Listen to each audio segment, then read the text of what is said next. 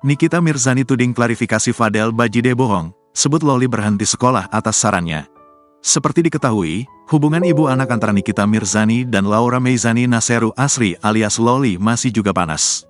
Bahkan, buntut dari perseteruan tersebut nama Loli telah dihapus dari kartu keluarga, kakak, hingga ahli waris.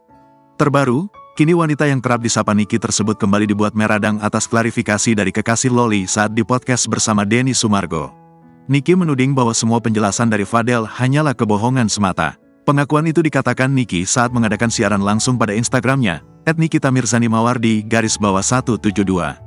Wanita yang dikabarkan dekat dengan ajudan pribadi Prabowo pun menyayangkan penjelasan yang keluar dari mulut kekasih putrinya tersebut.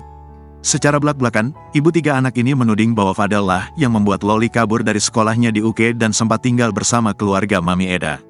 Menurut penjelasan Nikita, Loli kabur dari asrama hingga tinggal di rumah Mami Eda itu juga atas rekomendasi Fadel, yang masih memiliki keterikatan keluarga.